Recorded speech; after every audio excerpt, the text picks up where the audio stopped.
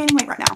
And it's not because I'm letting myself go, but it's because I have found that this is the fastest way to actually get leaner later. And if you're a lady who wants to look toned, but you keep running back to a fat loss phase, calorie deficit every single time, clothes feel a little bit tight, or the scale goes up, or you feel fluffy, then this episode is absolutely going to help you. Because here's the problem. Most women think in order to get toned, they need to get smaller. They need to lose body fat by getting lighter on the scale. But the problem is, more often than not, that just makes you look smaller if you've never spent time actually prioritizing building muscle. So while yes, the scale might go down, you might feel better in your clothes, but you're not going to look tighter, you're not going to look more toned, just smaller and still frustrated. So in this week's vlog, I'm going to show you exactly why I'm training, how I am eating, and the proof that convinced me that building first works. I'm also going to break down how I navigate body image triggers so you can stop reacting to your body week to week. Because if you don't know, hello, my name's Laura. I'm an exercise physiologist and sports nutritionist, and I'm currently vlogging every day for a year. I'm on a mission to look better in my 30s than I did at 25 with no extremes and no calorie count. I'm currently in the build phase, and now I'm going to show you proof from my last build and cut, because essentially this is the only reason I'm fully confident in doing this again. Right here, this is my body composition after I did a fat loss phase properly for the first time. I was eating enough protein, I was strength training during this phase, and I lost, I think, 7 kilos at this point, and this is what my body composition looked like. This was what it looked like before a build. Then this one is what my body composition looked after I did a calorie deficit after I did a build. As you can see, the difference between the two photos is pretty massive. Here, I just look so much smaller, and I remember feeling in my body being like, oh my God, I don't like look toned. Like I want to have that fit, toned, lean look, not just be smaller here. I want to grow my glutes. I want to see my shoulders. I want to see my abs. And how I achieved that was actually through the building phase, which is how I got here. This is why I look leaner in this photo, is because I took the time to build muscle and then lose fat. Here, I'm going to insert a photo of the build and what my end build actually looked like. And as you can see, like I didn't blow out. I didn't gain all of this fat. Yes, obviously there is some fat gain, but there's also muscle gain. So even though you are increasing weight, your body still looks good because you've got muscle. So just to show you, this is why we do it. So now I'm going to take you to Sunday, because this is where the magic happens. Not in the kitchen, but in the gym.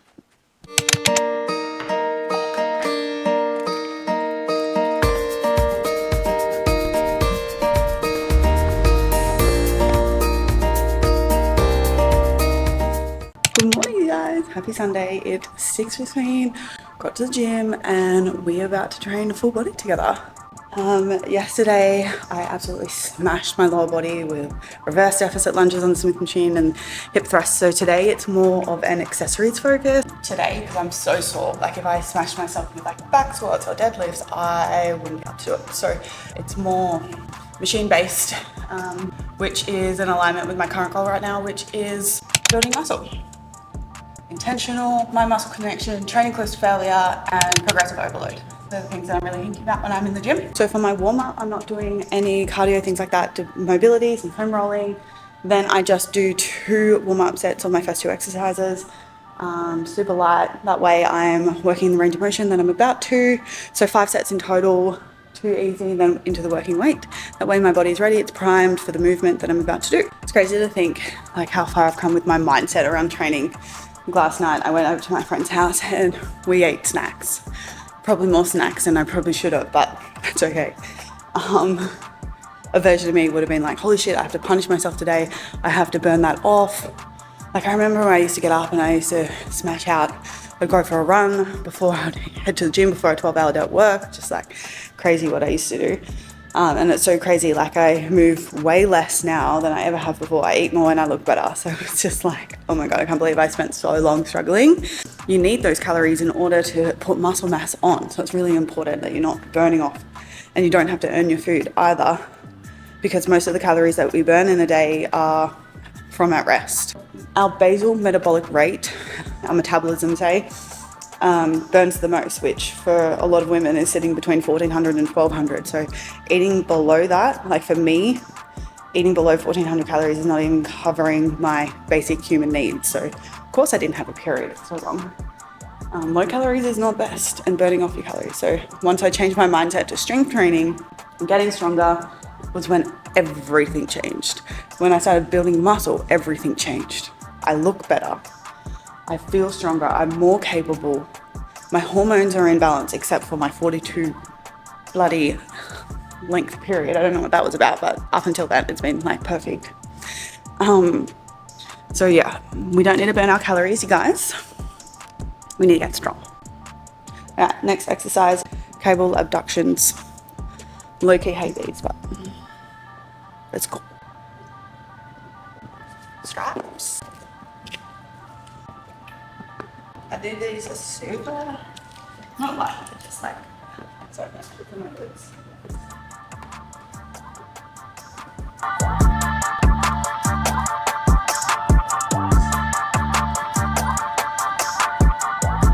Okay, we have a leg curl first. My gym doesn't have a machine, so I have to use the cable. Not ideal, but it's what it is. So, yep.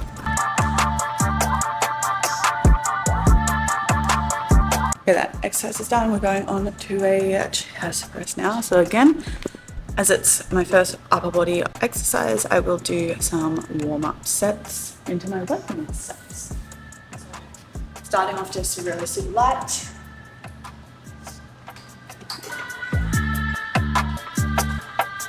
Stretching it out. Making sure I'm doing more range of motion there. Now we're going into set 1. So 8 to 12 reps, hitting the intensity of this week's program, which is a 7 out of 10. So we're training hard, but not so hard that I'm going to die.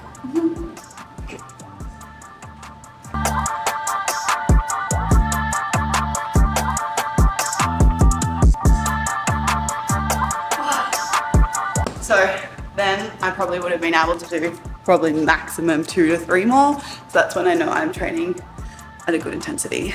She hurts.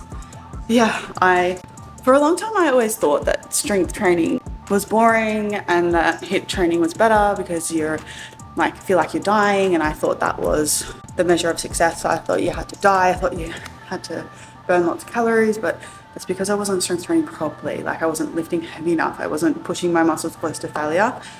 And when I learned how to do that, I was like, oh, strength training is like, it's not like dying hard, it's not like, oh my god. But as you can see, like I'm still a little bit like out of breath and my muscles are still like, I can feel that. So it is a little bit different, but it's important that you know the difference, because 2 types of exercises have 2 different specific goals. Like if you want to increase your cardiovascular fitness and your aerobic capacity and your endurance, then doing lots of cardio and things like that is really good for that. But if your goal is body composition, then you need to be training in alignment with that goal, which is strength training. How much weight did I use? I used 4 plates, so I'll write that down. I did 10 reps. Make sure we write it down, so then next week I know what I did the week before, so I can come in and look, so then we know what we have to beat. All right, barbell row is next. Tap just turned on. Okay, with the barbell row for a long time, I did this wrong because when you row, you really want to be making sure that you're fully bent over. Really humbly when you do it like this.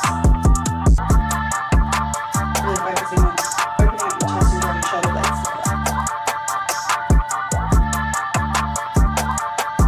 This is a really good core exercise as well. You're going to hold your core when you're in this bent over position. Okay, that's done. Now we have calf raises. Something I'll also mention is that I thought strength training was like I had to smash myself all the time to see results. However, I kept running into issues of like my body would flare up, I would just be I'd be sore all the time, I would get back pain or whatever. But something that's also really important that I found for myself is like making sure that not only is my intensity like kind of deloading, but the exercises that I'm choosing are also deloading as well. So for example, I just did a strength block, and like your body gets beat up from the strength block, like neuromuscularly, joints, all things get, like when you're lifting heavy, going for PRs, I'm trying to do this at the same time, when you're going for PRs, like you are putting your body under a lot of stress. Like the next program is taking that into consideration. So for me personally, like coming off a strength block now, having more machine movements and more like cable stuff, a little bit less pressure on my nervous system, so that not only am I like deloading, but also then changing the exercises to also help recovery. And it's important that your exercise prescription is like long term. I see a lot of women like doing an 8-week program, like an 8-week build, and then they'll go and do an 8-week busy workout or something. And because there's no progression from block to block to block to block for a long period of time, like I'm talking a year, then women are like, oh, I've been training for ages, but I still can't do a pull-up, I still can't do a chin-up, I still can't do this. And that's because those kind of goals, you need long-term planning in order to achieve them. And that's following a same program that's progressively going. Like my program right now, I'm on to month 15, I think, off the top of my head, and that's progressed from day 1 all the way to 15. And that's how I continue to improve. I'm not jumping around programs, I'm not jumping around goals, I'm just like improving. And that's how I've been able to get chin-ups and how I've been able to get lift heavier and all of the things. So it's really important that you look at your long-term planning of your exercise, because that is key to seeing specific goals. So,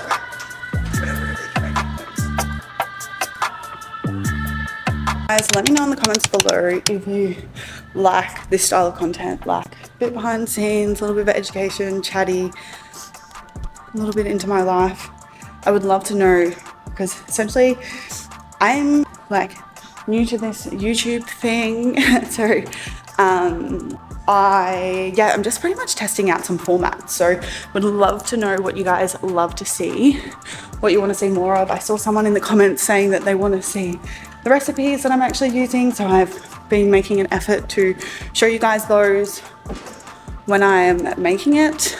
But yeah, let me know in the comments.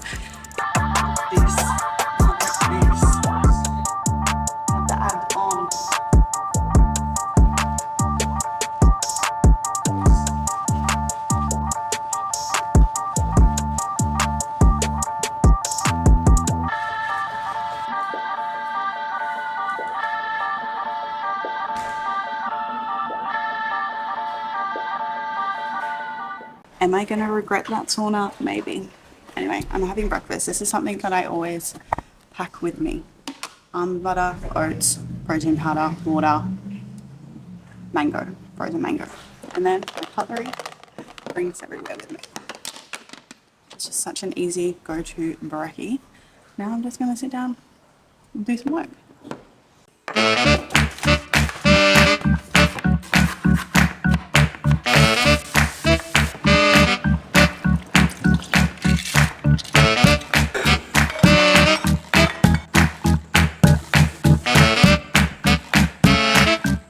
Hello guys, happy Tuesday.